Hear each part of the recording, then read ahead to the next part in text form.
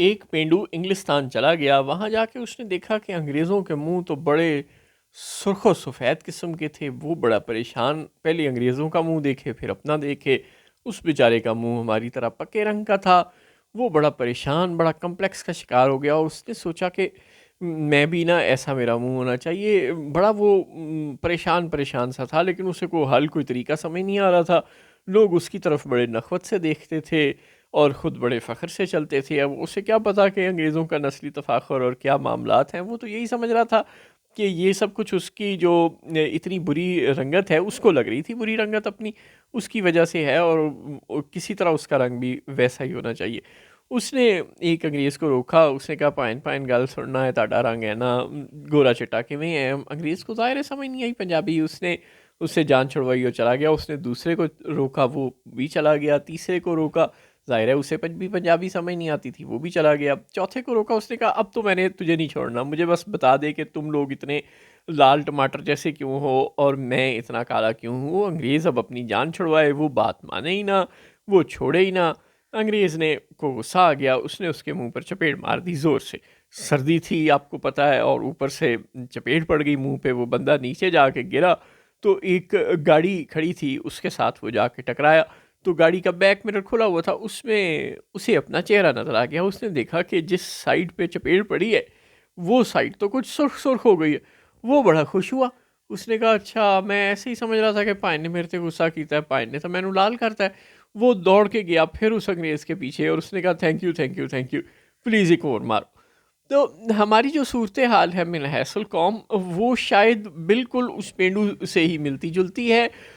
صوبے کا کام تعلیم اور صحت کی سہولیات عوام کو پہنچانا ہوتا ہے، لیکن اللہ بھلا کرے کیپٹن صفدر صاحب کا، جنہوں نے اس راز سے بالکل پردہ اٹھا دیا ہے، جو فرما رہے ہیں کہ نہیں ریاست کا یہ کام ہی نہیں ہے، حکمرانوں کا منتخب لوگوں کا یہ کام ہی نہیں ہے کہ وہ عوام کو کوئی سہولیات فراہم کریں، ان کا تو کام ہے سیلوٹ کرو اور نوکری لے لو۔ اللہ اللہ خیر صلی اللہ۔ لہٰذا اب ان کی جماعت کے لوگوں نے اور ہر جماعت کے لوگوں نے یہی وتیرہ بنا لیا ہے کہ وہ عوام کی تو کوئی پرواہ ہی نہ کریں، اور جو مسلم لیگ نون ہے اس کی صورتحال تو ہمیں سمجھ میں آتی ہے، پاکستان پیپلز پارٹی کی صورتحال بھی ہمیں سمجھ آتی ہے کہ وہ اسٹیبلشمنٹ کے ساتھ اس وقت الائنس میں ہے، لیکن اگر کوئی اور جماعت بھی اسی روش پر کاربند ہو جائے تو it makes question mark. Maryam Nawaz صاحبہ اور چونکہ میاں نواز شریف کی صاحبزادی ہیں تو یہ تو بات بالکل سمجھ میں آتی ہے کہ میٹرو اور اورنج لائن ٹرین جیسے بڑے بڑے سفید ہاتھی جو کروڑوں نہیں اربوں خربوں روپے کی لاگت سے انہوں نے بنائے ہیں، اور اس کے بعد اب یہ ایئر پنجاب لانچ کر رہے ہیں۔ اگر یہ واقعی ایسا کر رہے ہیں، چاہے یہ پی آئی اے کو خرید کر ایسا کرنا چاہتے ہیں اور چاہے یہ نئے سرے سے کوئی ایئر لائن کھڑی کرنا چاہتے ہیں، دونوں صورتوں میں یہ ایک افسوس کا مقام ہے۔ صوبے کا یہ کام ہی نہیں ہے۔ مفتاح اسماعیل صاحب اور دیگر جو بھی ہمارے ہاں معاشی ماہرین اویلیبل ہیں، وہ سب چیخ رہے ہیں کہ بھائی ریاست صوبے کا یہ کام ہے کہ وہ لوگوں کو تعلیم صحت کی سہولیات فراہم کرے، روزگار فراہم کرے، مہنگائی کم کرے، لوگوں کے جو گراس روٹ ٹریول پر مسائل ہیں وہ کم کرے، لیکن نہیں۔ پہلے ان لوگوں نے میٹرو بنائی، اورنج ٹرین بنائی، جو ایک ایک روٹ کو ایک ایک شہر میں کور کرتی تھیں، اور باقی 50 روٹ کے لوگ جو تھے، بلکہ 100 150 روٹس کے لوگ جو تھے، ان کا کوئی پرسان حال نہیں تھا۔ اور پھر ٹرانسپورٹیشن ہی کیوں؟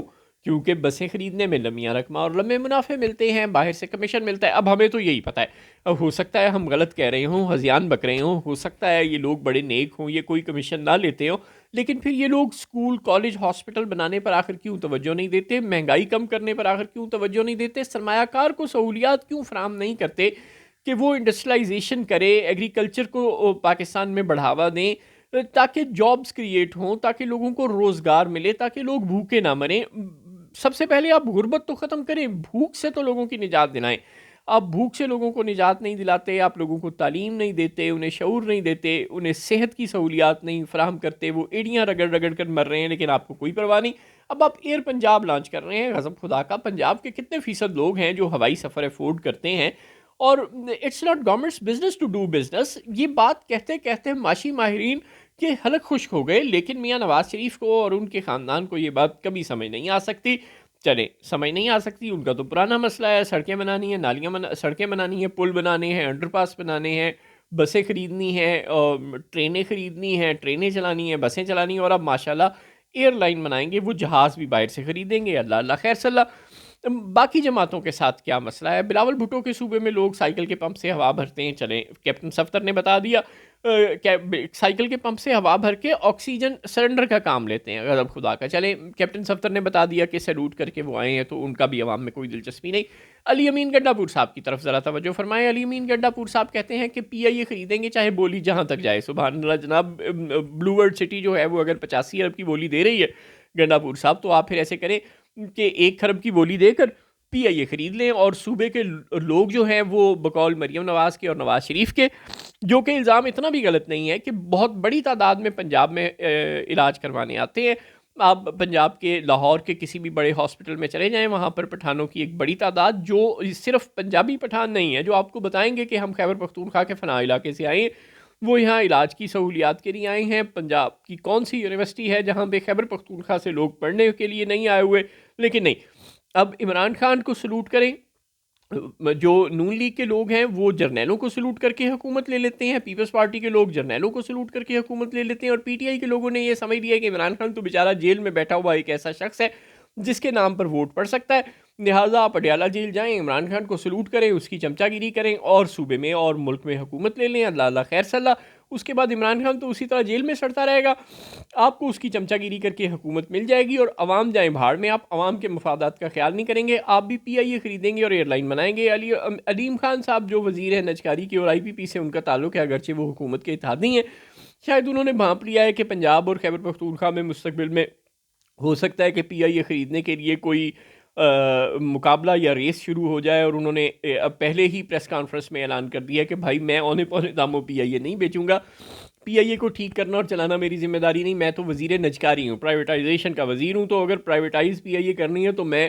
اچھے پیسے ملیں گے تو بیچوں گا۔ شاید انہوں نے یہ بات علی امین گنڈا پور اور مریم نواز کو ہی سنائی ہے، اب اللہ کرے کہ وہ اپنے اس بیان پر قائم بھی رہے، لیکن بہرحال انہیں بھی یہ خدشہ پیدا ہو گیا لگتا ہے مبینہ طور پر کہ کہیں ان پر دباؤ ڈالا جائے گا کہ چونکہ پنجاب اور مرکز میں ایک ہی حکومت ہے، یعنی چچا کی ایئر لائن ہوئی نا، بھتیجی نے خریدنی ہے شاید، تو اسے کم داموں میں فروخت کر دیا جائے، اللہ نہ کرے کہ ایسا کچھ ہو۔